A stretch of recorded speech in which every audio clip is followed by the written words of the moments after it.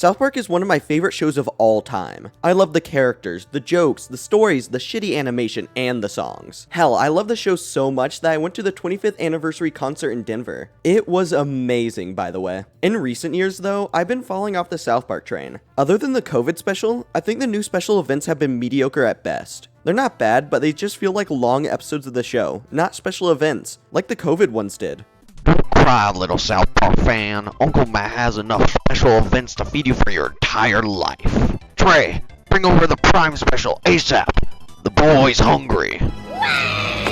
It also doesn't help that there are plenty of 2 or even 3-part episodes in the show already, from the Black Friday trilogy to the Coon and Friends trilogy that feel way bigger in scope. Like, what plot do you think deserves a big special? Cartman befriending Cthulhu to take down his friends? Or Cartman having tits? A big war with multiple different factions, betrayals, and George R.R. Martin? Or Stan starting a streaming business? You see what I mean? These specials could have easily just been an episode of the show, and I'm not enjoying the actual show as much either. The episodes are fine, but it just doesn't have the same charm as the earlier seasons. Now with the big lawsuit between Paramount and Warner Brothers, because of these special events, I'm just sitting here wondering if it was all worth it. Sure, Matt and Trey got paid, so it's worth it for them, but I'm selfish. Was it worth it for the fans? We are supposed to get 2 special events a year and 6 episodes of the show. Since the special events are 45 minutes long, we are getting the same amount of content. But you also have to get Paramount Plus to watch the special events. I skipped the last special about Cartman getting on Ozempic, because once again, that could have just been an episode of the actual show. And I didn't want to get the hellscape that is Paramount Plus again. So I don't believe it's been worthwhile for the fans. I think they should have stopped the specials at the COVID ones. And if they wanted to do a big story, make it into a 2 or 3-part episode, or make another movie. Amazing segue to the South Park movie, bigger, longer, and uncut. After all my disappointing feelings towards the series recently, I wanted to go back and watch the thing that made me fall in love with South Park in the first place.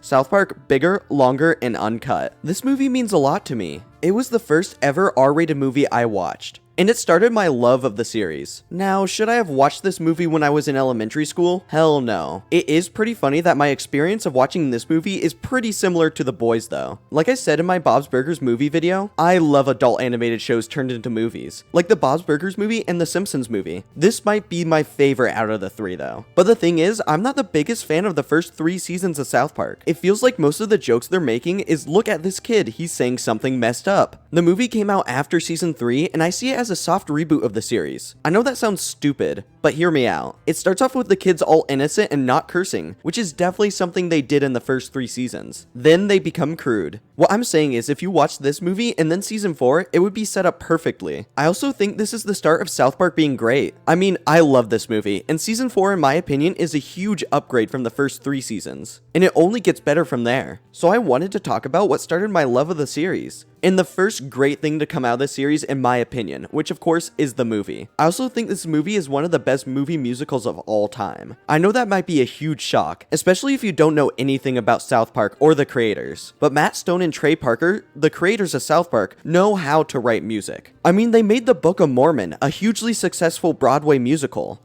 and also basketball. Got milk? This movie also got an Oscar nomination for Best Song with Blame Canada, so that means something. Well, it means a lot less now that Amelia Perez got 2 songs nominated in this year's Oscars and actually fucking won. What the hell? It's just a fever dream. It actually didn't happen. Before we get into the movie though, I need to talk about the struggles of actually getting this movie out there. There really wasn't much struggle during the making of it, other than Paramount wanting them to tone the movie down a bit. But Matt and Trey just said no. And Paramount was just like, okay. Paramount did start to market the movie in a way that Matt and Trey didn't like. Apparently, Paramount took one of the songs from the movie, chopped out all the cursing and jokes, and made an MTV video and sent it to Matt and Trey. They hated it, so they took it home, which started the trend of them almost getting sued. But that's not the only struggle they had with censorship. They had a big battle against the MPAA. If you don't know what the MPAA is, they're the people who give movies ratings in America. When they first watched the film, they gave it an NC-17, which is not good for a movie. It's basically worse than R and would mean the movie would make way less money.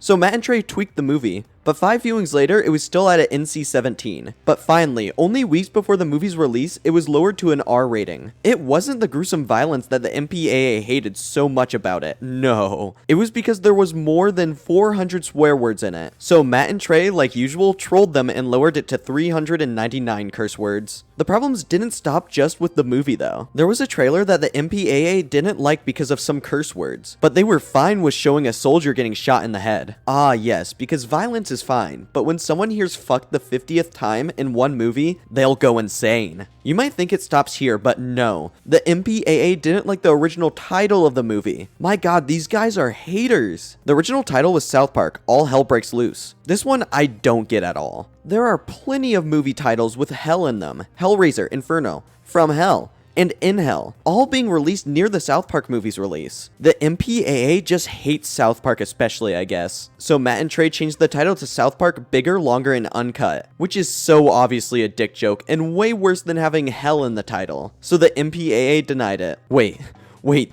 are you telling me they actually allowed that name? Yeah, since everyone that works at the MPAA has 2 brain cells combined, they didn't get the joke and allowed the title. And thank God for that. I'm not the biggest fan of the original title, and I think the new one fits South Park way more. I'll talk more about the MPAA during the movie, because as most of you probably know, this movie is about censorship and freedom of speech. So after all the struggles the movie had before coming out, it finally got released and was a huge success. It made $83 million on a $21 million budget and even got nominated for an Oscar. I love that when Matt and Trey attended the Oscars, they got high and wore dresses. That shit's hilarious. They even got Robin Williams to sing Blame Canada during the Oscars, which is just so funny. This movie helped keep the hype of South Park going, which could be the reason why it's still airing today. During the beginning of South Park, Matt and Trey didn't think it would last that long, but it's still airing today, which is insane. But was the movie actually that good? Yes, but I still want to talk about it. So my plan is to go through the movie, say what I like about it and what I don't like, and also put the songs on a tier list, because I think that would be fun. If you haven't watched the South Park movie, go watch it now. It's 100% worth your time, especially if you are a fan of the show. Even if you're not a fan, why are you here in the first place? But also, it's a great jumping off point for the series, so go watch it. Because I am going to spoil basically everything in this video. Without further ado, let's get into why I think the South Park movie is one of the best movie musicals of all time. The movie starts off in the town of South Park, with Stan singing Mountain Town, the first song of the movie. And what a song it is. It sets up the entire movie perfectly. First, it shows off the town of South Park and its wacky characters. It also sets up the main squad, with Stan going to each of their houses to invite them to go see the Terrence and Phillip Asses Afire movie. This scene sets up the conflict of most of the plots. When Stan goes to get Kenny, we get foreshadowing that we're going to see what he actually looks like. And his mom tells him he needs to go to church. When Kenny declines, she says that when he dies, he's going to hell, and he'll have to answer to Satan. Okay. Guess what the B plot is about? Kenny dying and going to hell. It's very simple foreshadowing, but I love it. At Kyle's house, it sets up Ike being an adopted Canadian, and Sheila, Kyle's mom, talks about how the boys are fragile and how terrible the world is. This sets up her character by showing that she is very overprotective of the children, which will lead to her becoming one of the villains of the movie. At Cartman's house, he's watching TV, and it shows that Saddam Hussein was killed by a pack of boars, which will also come back. Then the boys head off to the movie, ending the song, which I have to say is great. It sets up so much of the movie very naturally, which is an important thing to do in any movie, so the audience doesn't feel like they're being talked down to. It's also pretty funny. Oh, the happy people stop to say hello. Get out of my way. And it sounds good. If you've seen my Bob's Burgers movie video, you might remember me criticizing the ending song for having a lot of talking in between lyrics. But here it works because there are more than 3 songs. It sets up the plot in a natural way, and it sounds good. Such a great way to open the movie. I'm putting this song in A tier. The boys can't watch the movie without a parent, so they get a homeless man to get them in. This is a very overused trope in media, but it works in this movie because it's commentary. If they need an adult to get in, why can they even go in with an adult? Like, what's going to change? Are the parents there going to censor the bad words? No. This is why the rating system is flawed. Sure, it prevents kids from getting into movies by themselves, but they can just pull a trick like this easily. I feel like if the rating system was going to work, it should prevent kids under the age of 13 from going into an R-rated movie, no matter what. Or they can just easily game the system. Kids are way smarter than most people give them credit for. And with streaming and the internet now, making it so much easier for kids to see anything, the ratings just feel even more useless. Okay, tangent over. Yeah, but the animation's all crappy. This might seem like a funny joke, making fun of their animation, but does this mean the Terrence and Phillip movie is animated? If so, why do they look the exact same in the real world? Wouldn't it be way easier for them just to make it live action because they make it look exactly like real life in the terms of this world? Am I overanalyzing a tiny funny joke? Yes, but that's what I do best. They watch the movie. In the movie, Terrence and Phillip swear.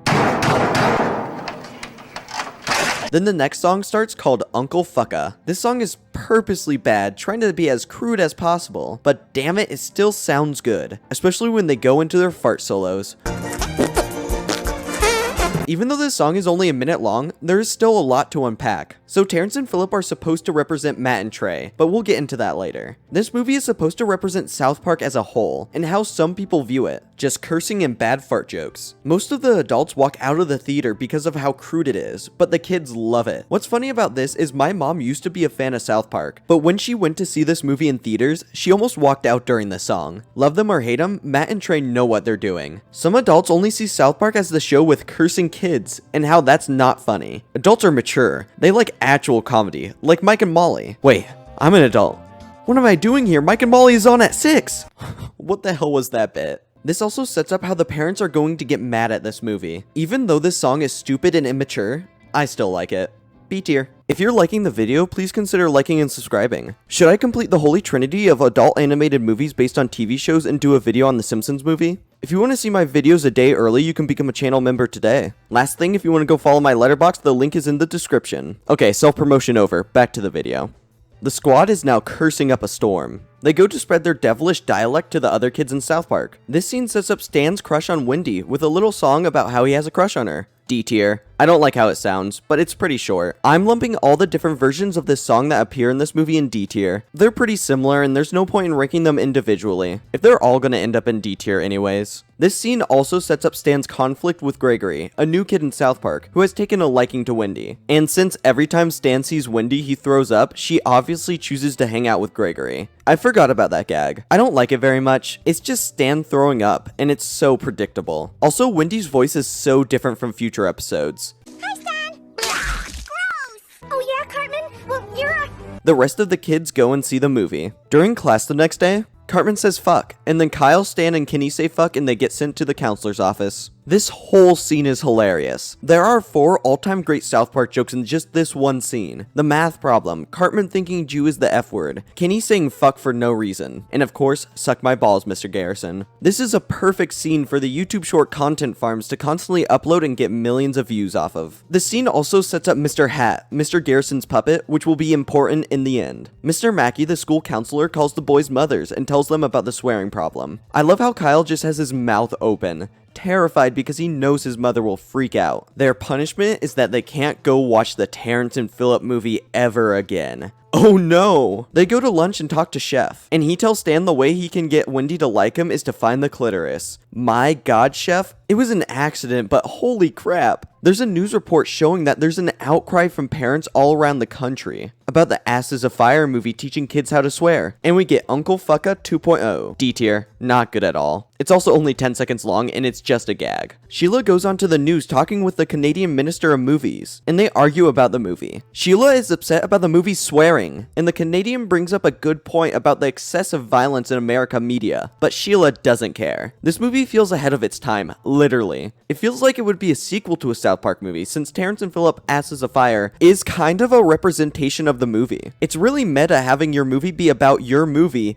and how people will react to it. Matt and Trey knew how people would react to it, so they got the first laugh in. It's not like Rick and Morty meta, where it's like, haha, we're in a TV show. No, it's meta without pointing it out. Now to talk about the parents saying the movie shouldn't exist because kids can see it. I'm very big into not blaming creators for children watching their content. Like, it's not their fault unless if they are presenting it as a thing for kids to watch. And don't you say South Park is doing this. Just because it's animated doesn't mean it's for kids. Parents shouldn't allow their kids to watch inappropriate stuff, but if they do and then blame the creators, you know they are stupid as hell. It's not South Park's fault that the kids are watching it, it's the parents. But also nowadays, it's way harder for parents to see what their kids are doing at all times, so I do believe it's not completely the parents' fault. But don't blame the creators. Talk to your kids and say it's wrong for them to watch it at that young of an age. But since Americans are some of the stupidest people on the planet, they always just need to find someone other than themselves to blame. Now obviously it's not all parents, but it's still annoying when this happens. On to the next scene, Mr. Mackey sings a song called It's Easy Mke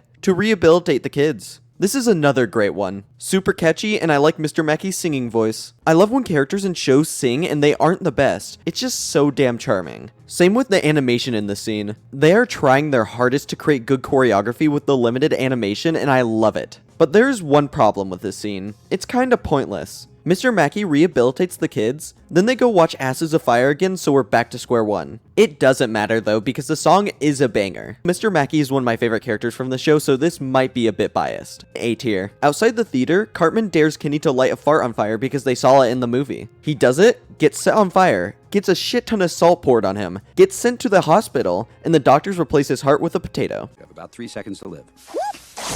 This scene is obvious commentary on how kids will do anything that they see in media. It is important for parents to talk to their kids and tell them not to do stuff they see on TV. I also love how the 3 alive kids' moms come in and ground them, while the dead, burnt corpse of Kenny is just right there. They don't even give it a second look. This is commentary on how the media has made people desensitized to violence. Then we get the payoff of Kenny's mom saying Kenny will go to hell earlier, with Kenny going to hell. Which brings up the next song, Hell Isn't Good. It's okay, pretty quick. I like the switch up from the other songs, with this one being hard rock and really intense. B tier. Also during this scene, there are these terrible CGI people, which adds to the charm of the animation. Especially when they add in the faces of real people like Hitler, John Wayne Gacy, and Gandhi. They look so fucking goofy, I love it. I love the implementation of Kenny dying. It's probably the most well-known thing about the show. Kenny dies a lot. Even though it hardly happens anymore, if you ask someone to quote South Park, 9 times out of 10, they will say, "You killed Kenny, you bastard." So giving Kenny a subplot using this reoccurring gag with him dying and going to hell is genius. Back on Earth, the South Park parents have a PTA meeting about the kids cursing, and they all agree to blame Canada. This is great satire, making the parents seem like such dickheads that they will blame a whole country for their kids cursing, and won't even consider talking to their kids. They also sing the Oscar-nominated song, Blame Canada. Now, it's not my favorite song in the movie, but it's a damn great one. It has everything that makes a great South Park song. It's funny as hell, it sounds good, it progresses the plot. S tier.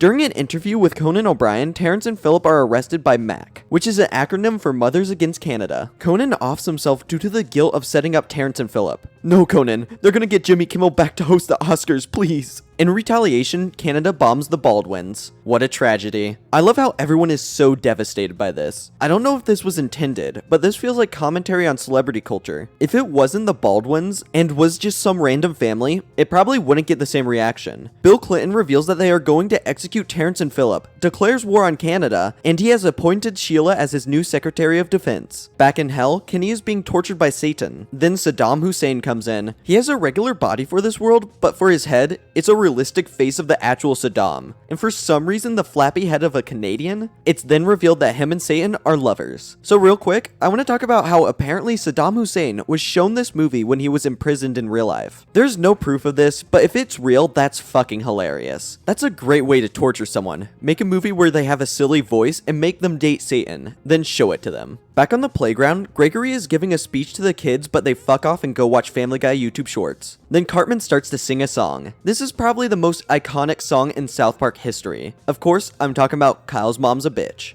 It's catchy, funny, I love the jazzy ending, and the ending joke where Kyle's mom is right behind Cartman is hilarious. Mostly because they don't do the overplayed joke of, "She's right behind me, isn't she?" Cartman simply says, Fuck. I used to love this song, mostly because of the swearing, but honestly, it's still a really good song. S tier, mostly because Child Me wouldn't let it go any lower. Sheila puts a V-chip in Cartman, a device that when he swears, it will shock him, which they are going to put in all of the children in a week. I love the animation where Cartman is being shocked and he just kind of flies off stage. A commercial for the war plays, revealing that they have sent all Canadians that live in America to death camps, and that they're going to have a big show to execute Terrence and Phillip. But the only way to watch it is to sign up for the army. This is commentary about how the military basically bribes people into joining. But instead of getting stuff like free college, you get to see Winona Ryder. Yay! Sheila has a meeting in town where they burn all the Canadian stuff in town. Kyle tries to talk some sense into her, but he's too scared. I love this scene. Sheila's talking about protecting the children while she started a war and put one of her kids in danger. Yeah, that's right. Ike is Canadian, and he would be sent to a death camp if it weren't for Kyle putting him in the attic. This is obvious satire of parents and how they'll do anything except talk to their kids about what's right and what's wrong. This is taken to the extreme, and that's what I love about it. If a parent watches this movie and comes out of it trying to blame the creators for making South Park and how it taught their kids how to curse, you know they are either the most stubborn person ever or the stupidest. The kids want to start a group of grounded kids to try and stop the execution, and the trio sings What Would Brian Boitano Do? Another certified banger. Damn, this movie has been on a roll. I love how this one sounds, especially the background instrumentals. It's very fun and upbeat, and also just hilarious that they made a song about an Olympic ice skater to motivate the boys to rebel against their mothers. Like, who the hell comes up with that? Another S tier. Back in hell, Satan reveals that once Terrence and Philip's blood gets spilled on American soil, he can rise again. On another note, Saddam is horny, which Satan is starting to get worried that he only wants him for sex. Kenny goes up to the surface world in ghost form and warns Cartman about this. Satan rising, not Saddam being horny, obviously. Then comes my favorite song in the entirety of South Park. Up There, sung by Satan. This song is a parody of Disney I Want songs. If you don't know what those are, it's like Reflection in Mulan, or How Far I'll Go in Moana, where a character will sing about what they want to accomplish. In this song, it's Satan wanting to live up in the real world, and my god, it's so good. Up there, up where the skies are ocean blue. The other songs are kinda jokey songs. While this one has some great visual gags like the choir in the background of the song being tortured people, the song is taken completely seriously. Trey Parker also hits it out of the park. I make myself laugh. With the vocals. If I added this song into a Disney I Want song tier list, it would be in the top 3. I'm not shitting you. It's that good. S+ tier. Yeah, it gets its own tier. It's that good. The kids have a meeting where they discuss their plan to rescue Terrence and Philip from prison. Stan says that Kyle, Cartman, and him will go and save them, because he wants to prove to Wendy that he's better than Gregory. Gregory is such a good character, and such a great foil to Stan. It's sad that he never shows up again. There would be plenty of plot opportunities in the show to have him going against Stan, but I'm not too sad about it. After this, the show gets a whole lot better anyways. The American soldiers have a meeting where they plan out their defenses. Have you ever heard of the Emancipation Proclamation? I don't listen to hip-hop. Do I even need to say anything about that joke? It's comedy gold. Chef looks so out of place in this shot. Everyone else looks nearly identical, which is really charming. You might call it lazy, I call it charming. Back at the boys' secret base, Gregory starts to sing La Resistance, and I was planning on putting this song in B tier, since it's just a funny song to scare the trio about their mission. But then it cuts to Sheila singing Blame Canada, then the soldiers singing a fantastic song about tomorrow night, which I wish was longer because I love it. Then it goes to Satan singing his I Want song, then it goes to Terrence and Philip singing Uncle Fucka. Then they all start to sing together with their different songs about tomorrow, and my god, I love it. I'm a sucker for when musicals do this, having many different songs come together, and this is a great calm before the storm, setting up everyone's motivations perfectly, and just sounding damn good. S tier. Satan and Saddam argue about how Saddam only wants to have sex with him. Once again, just a hilarious way to make fun of an awful person who probably doesn't like gay people. I don't want to put words in anyone's mouth, but I'm pretty sure Saddam doesn't like gay people. So being shown as gay would probably rile him up. Satan goes and talks with Kenny, and Kenny gives him the advice to leave Saddam. Another thing I love is that Saddam is the overall bad guy of this movie. He's worse than Satan. If they did show the real Saddam this movie, he'd probably enjoy that. Still funny nonetheless. There's a quick scene of soldiers marching, and I've never noticed this before, but Jesus is in the march. It's a blink and you miss it moment, and I find it so funny that Jesus wants to see Winona Ryder so much that he'll go to war. Or maybe he knows that Satan is going to rise, so he has to be there to stop him. I still think him wanting to see Winona Ryder is funnier though. Kyle hides Ike in the attic so he doesn't get sent to a death camp. Sheila is actually awful, sending people to death camps, experimenting on people like with the V-chip, starting a war because she doesn't like a certain type of people. Wait a minute, that's pretty similar to a certain dictator. I'm pretty sure that Matt and Trey were going for this angle. It's especially fucked up of her doing all of this since she is Jewish herself. Like, come on. Even your son is Canadian, you dirtbag. The trio go to get the mole, who is one of Gregory's friends, but he's grounded because he talked ill of God. I love this so much. Some of my favorite jokes from the show are when the kids are just kids. I like it here because they are doing something super serious, and then something will happen like one of them getting grounded, and the audience is reminded, oh yeah, they're just kids. Satan is telling Saddam that he's going to leave him. Then Saddam breaks out into song and explains why he's so evil. The song is called I Can Change. He's evil because his parents were abusive and society made him that way. Damn, he sounds like a Reddit incel. This one I'm not the biggest fan of. The lyrics and instrumentals are good. I just don't think Saddam has a good singing voice. Damn, I never thought I would say that in my life. Obviously, this is a joke song, but it doesn't change the fact that the other joke songs have good vocals. Yes, even Uncle Fucka. The brass in the back during Saddam's breakdancing is great though. C tier. Satan agrees to stay with Saddam, and Kenny is obviously upset. This is a great showing of a toxic relationship, having the abuser say he can change, and only blaming other things other than himself. Yeah, the South Park movie has a realistic depiction of a toxic relationship. Another one of my favorite things in comedy is when they take a joke of a plot, like here, with Satan and Saddam being in a toxic relationship, and take it seriously. I find it so funny. It's time for The Big Show, hosted by Big Gay Al, and they bring out Terrence and Phillip. Oh, Philip, this is worse than that night I fell asleep and you put your dick in my mouth and took a picture. I'm starting to think this happened to Matt or Trey. They did a whole plot about this later in the series, with Cartman doing this to Butters. The mole and the trio sneak into the show. God, he is the biggest bitch of them all. We have to hurry. We run to... God, I love this character. Like, why did he do that? Hilarious. Just remember what the MPAA says. Horrific, deplorable violence is okay, as long as people don't say any naughty words. I don't know if you caught what this movie is about, but Matt and Trey think the MPAA is a joke. This is probably a direct line, due to how the MPAA rated the movie NC-17 because of the cursing. I just want to know how the MPAA reacted to this joke. Can we get an MPAA Reacts channel, please? But yeah, I agree with Matt and Trey. Like, what are words gonna do? Most children know most of the bad words anyways, so what's the problem with them hearing them? Now, graphic violence on the other hand, I think children shouldn't see much of. A couple weeks ago, I went to go see The Monkey, and this family of 5 came in and bought tickets for the same movie. If you don't know what The Monkey is, it's an R-rated horror movie with so much gore, and the youngest kid looked to be around 5. That just feels wrong to me. Like, I was terrified of seeing anything horror related until I was 13. No, I'm not jealous that the kid could handle horror. I just think at such a young age, kids should not be shown graphic violence. It's harder now with the internet, but like, come on. What was I talking about? Oh yeah, the South Park movie. While the mole is trying to free Terrence and Phillip, Big Gay Al sings I'm Super. I love that his animals are there from his big gay animal sanctuary. This song is super! You guys get what I did there?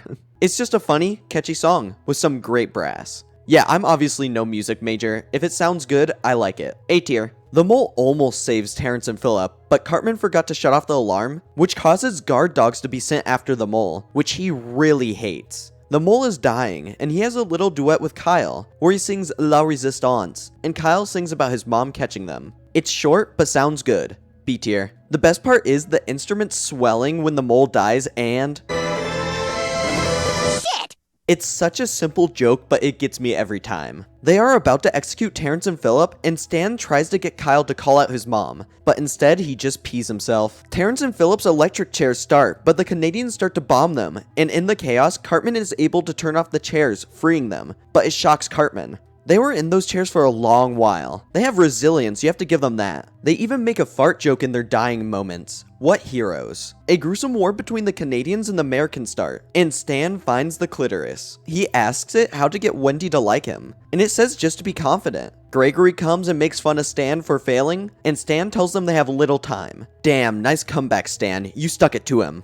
The boys find Terrence and Phillip, and Kyle finally stands up to his mother, sticking it to her, and reminding her that her own son is Canadian. He also gives one of his classic speeches, where he says it's not Terrence and Phillip's fault for his bad behavior. It's his. Exactly. Be mad at the kid, not the media. Freedom of speech, baby! This gets to Sheila a bit, but then she just shoots Terrence and Phillip in the head, right in front of the kids. This causes Satan, Saddam, and Kenny to come out of hell. Saddam says that he's the ruler of Earth now, and Satan won't do anything. When Cartman got shocked by the lever, his V-chip got messed up, and now he can channel his cursing into mega electric attacks. He attacks Saddam. I love when Cartman does his ultra move and he says Barbra Streisand. See, this is how you do reference humor. Do I know who Barbra Streisand is? Not really, but it's just so funny they added her name into a string of bad words. These types of jokes work without knowing the person they're referencing, which a lot of shows like Rick and Morty, American Dad, and Family Guy just reference things and expect me to laugh. Satan has had enough of Saddam and throws him back to hell. Satan could only get the strength to do this because of Kenny's words, so he gives him one wish. Kenny wishes everything would go back to normal before the war, which means he would go back to hell. Damn, good man. In this scene, he's voiced by Mike Judge, the creator of King of the Hill, which I think is sweet. Then we see Kenny's face for the first time in the series. This is obviously the first time it's been shown, but it does kinda make it way less impactful that Kenny has shown his face in the show so many times now. But it's still a fantastic way to end the movie. Satan, his new companion, Mr. Hat, I told you he would be important in the end. And Kenny, go back to hell. Everyone comes back to life, and I'm glad they didn't do the thing where everyone forgets everything. No, they all have their memories. Sheila apologizes to Kyle for not paying attention to him. That's it? That's all she says? Not, sorry I started a war because I'm a bigot. Okay, fine. Then we get a reprise of the opening song Mountain Town. It starts with Chef singing, and I'm glad they let him sing in this movie. I love Isaac Hayes' voice. I love when movies feel like a full circle. And ending with the song that started the movie is just so good. S tier. Kenny also gets sent to heaven for his sacrifice, and that's epic. And that's the end of the South Park movie. There are 2 songs during the ending credits. A rock version of What Would Brian Boitano Do? It's a good rendition. Still like the original better. A tier. Then there's a song called Eyes of a Child, which I didn't know existed until this rewatch, and it's really good. Basically, it's a song about how kids see wonder in the world, even if it sucks sometimes. It fits the movie really well, so A tier. This is a comfort movie for me. Being a little under an hour and 20 minutes, it's a really easy watch. The songs are great. I mean, look how many are up in S and A tier. Even the ones in the lower tiers are mostly 30-second songs. The plot is perfect for a South Park movie. It's very meta, but not in a cringe way. It's about free speech and censorship, which is definitely a problem that Matt and Trey deal with a lot. It makes sense for their big movie production about a group of foul-mouthed kids to be a jab at the MPAA. I love that they did this. This movie is also one of the funniest movies I've ever seen. Almost every joke lands for me, even the stupid ones are comedy gold. This is especially surprising because I find the first 3 seasons of South Park not to be that funny. There are good jokes, don't get me wrong, but nowhere near the hilarity of the later seasons. It's weird looking back on this movie and seeing characters like Randy and Butters hardly do anything. I mean, I'm pretty sure Ned and Jimbo have more lines than Randy and Butters combined, which is surprising since those two hardly ever show up anymore. Butters and Randy are some of the most popular characters in South Park, but I always forget they were not always.